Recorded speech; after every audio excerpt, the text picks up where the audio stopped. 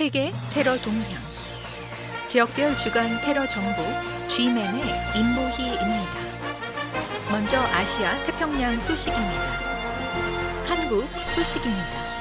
6월 1일 서아프리카 베냉 인근 해역에서 참치잡이 어선인 A 선박에서 작업 중이던 한국인 선원 4명이 불명의 단체로부터 납치됐습니다.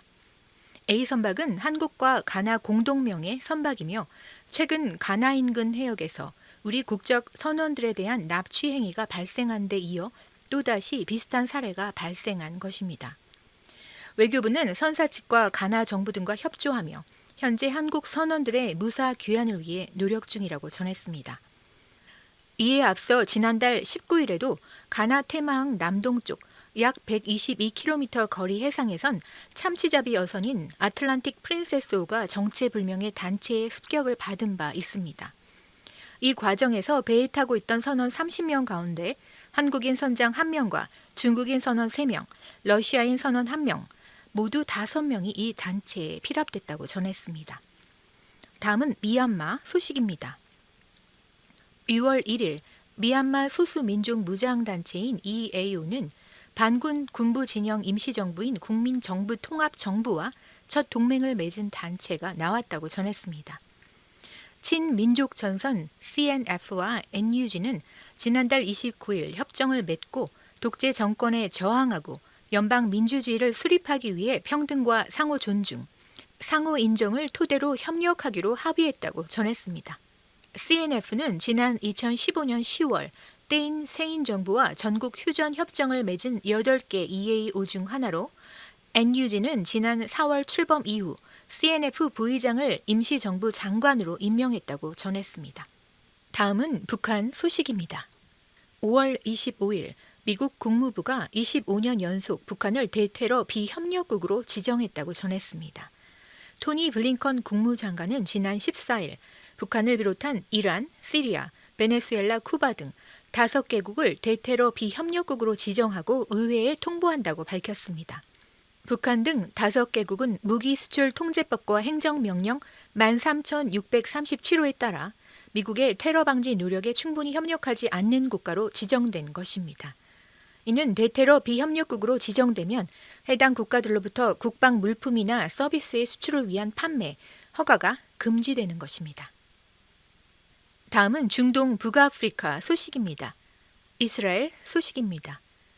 5월 28일 이스라엘의 사복 특수경찰부대인 무스타리빈이 미성년자들까지 마구잡이로 체포하고 있다고 보도했습니다. 13살 아랍계 이스라엘 소년인 모하메드 사디는 이스라엘의 알파엠에 있는 집 근처에서 괴한 5명에게 납치돼 눈 가리기를 한 채 차를 타고 어디론가 끌려가 구타를 당하고 총뿌리가 머리에 겨누어지는 끔찍한 경험을 했다고 전했습니다. 사디는 지난 13일 이스라엘 경찰이 쏜 총에 맞고 숨진 17세 아랍인 소년 모하메드 키완의 추모 집회에 간 혐의로 경찰서로 연행됐다고 전했습니다. 무스타리비는 아랍인 사이에 사는 사람들이라는 아랍어에서 유래한 말로 중동에 살던 유대인을 뜻합니다. 이는 아랍인과 함께 살지만 아랍 문화에는 결코 섞일 수 없다는 의미도 있습니다. 대개 아랍계 이스라엘인으로 구성된 무스타리빈 요원들은 팔레스타인인들을 체포하는 특수작전에 투입됩니다. 이들은 아랍인처럼 옷을 입고 복면으로 얼굴을 가리고 시위대 속에 섞여 들어갑니다. 이스라엘은 지난 23일부터 반정부 시위에 참석한 아랍인들을 체포하는 법과 질서 작전에 돌입했습니다.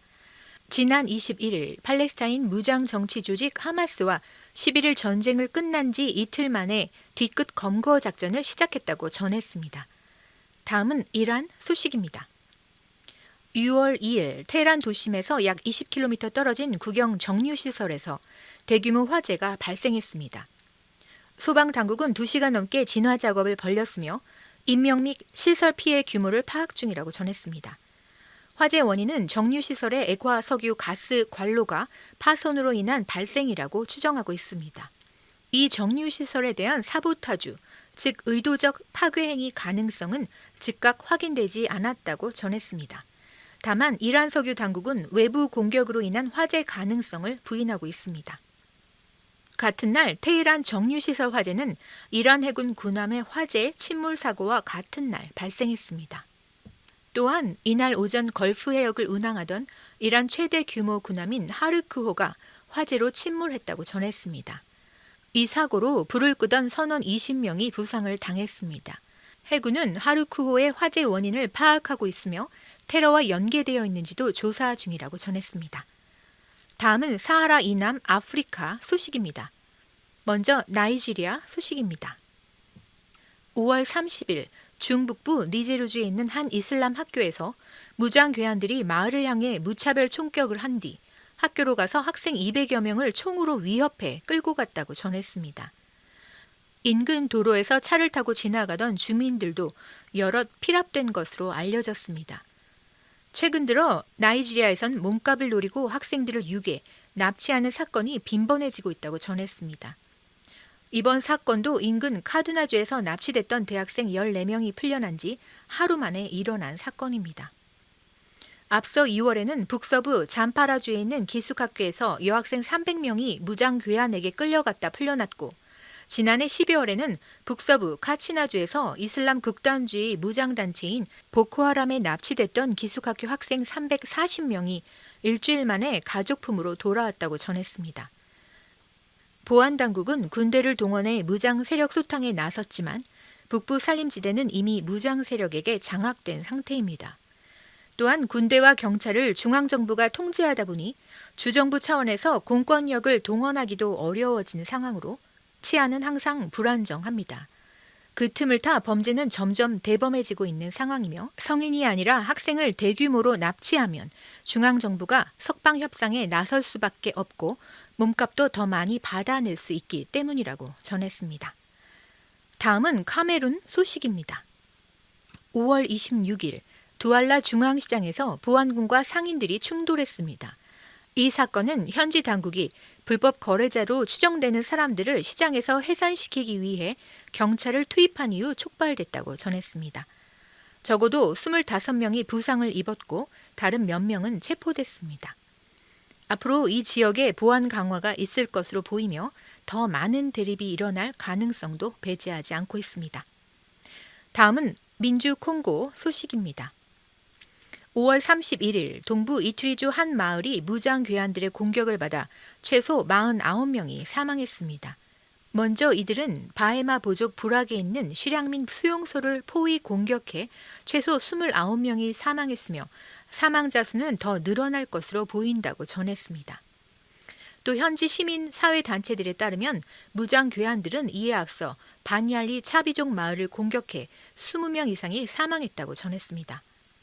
사망자 중에는 여성과 아이들이 다수 포함돼 있으며 누가 이 공격을 감행했는지는 즉각 밝혀지지 않았지만 이슬람 국가 IS 테러 조직과 연계된 무장반군 연합민주군 ADF가 최근 이 지역에서 수백 명을 살해했고 공격을 강화해왔다고 전했습니다.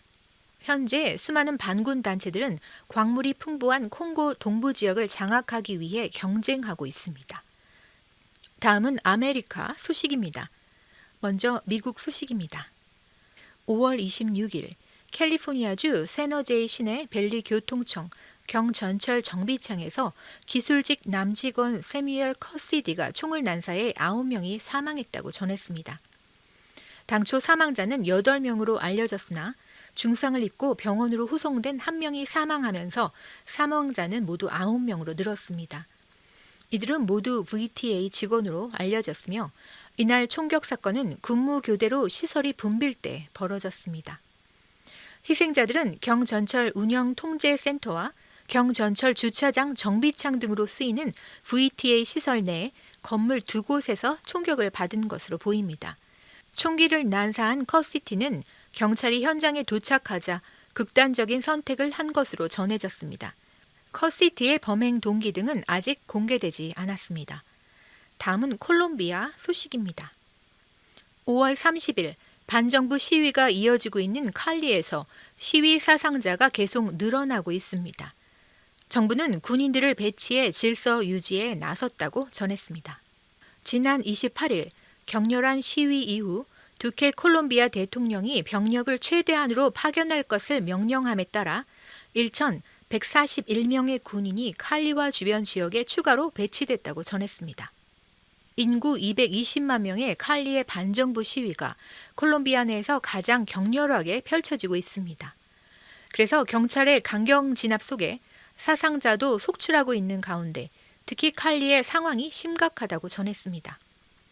지난 28일 시위 과정에선 13명 이상이 사망했으며 시위의 혼란을 틈탄 약탈과 방화 과정에서 숨진 이들도 일부 있을 것으로 추정된다고 전했습니다. 분명한 건 시위 이후 칼리는 더 위험한 곳이 됐다는 사실입니다. EFE 통신에 따르면 5월 들어 칼리에서는 총 148명이 살해됐습니다. 칼리를 포함해 콜롬비아 전역에서 시위 중 사망자는 최소 59명이며 부상자는 2,300명에 달한다고 전했습니다. 다음은 유럽 러시아 소식입니다. 5월 31일 러시아가 자국 서부 지역 인근에서 군사활동을 강화하는 북대서양 조약기구 나토에 맞서 서부군 관구에 약 20개의 부대를 신설하는 등 대응 조치를 취할 것이라고 밝혔습니다. 그는 미 전략 폭격기들의 유럽 내 비행 강도가 최근 7년 동안 14배 증가했고 나토군의 군사 훈련 횟수도 최근 몇 년 동안 1.5배 증가했다고 지적했습니다. 또 순항 미사일로 무장한 나토 군함들이 주기적으로 발트해에 진입하고 있다면서 지난해만 해도 나토 군함들이 서부 영역 영토 칼리닌 그라드주 인근에서 3차례나 훈련했다고 밝혔습니다. 러시아군 수장의 이런 주장은 오히려 러시아가 최근 친서방 성향의 옛 소련국가 우크라이나와 유럽연합, EU 회원국인 발트 3국 국경 인근으로 병력을 증강 배치하고 군사훈련 횟수도 늘리는 등의 도발을 하고 있다는 나토 측 주장과 정면으로 배치되는 것이라고 전했습니다. 다음은 프랑스 소식입니다. 5월 28일 서부 라샤 펠시르 에르드르에서 이슬람 급진주의 감시 명단에 포함돼 있고 심각한 정신분열증을 앓고 있는 40대 남성이 흉기로 경찰관을 공격하는 사건이 발생했다고 전했습니다. 용의자는 이날 경찰을 찌른 뒤 무기를 빼앗아 달아났다가 경찰이 쏜 총에 맞아 사망했습니다. 용의자는 프랑스에서 태어났고 테러 관련 범죄로는 유죄 판결을 받은 적이 없다고 전했습니다. 정확한 범행 동기는 아직 확인되지 않았습니다. 프랑스에서는 최근 들어 경찰관을 노린 강력 범죄가 잇따르고 있습니다. 지난 5일 남부도시 아비뇽에서는 마약상을 뒤쫓던 경찰이 총에 맞아 숨졌고 4월 23일 남서부 랑부예에서 경찰이 흉기에 찔려 희생된 사건도 있었습니다. 지금까지 세계 테러 동향 G맨의 임보희였습니다. 한 주간도 평안하세요.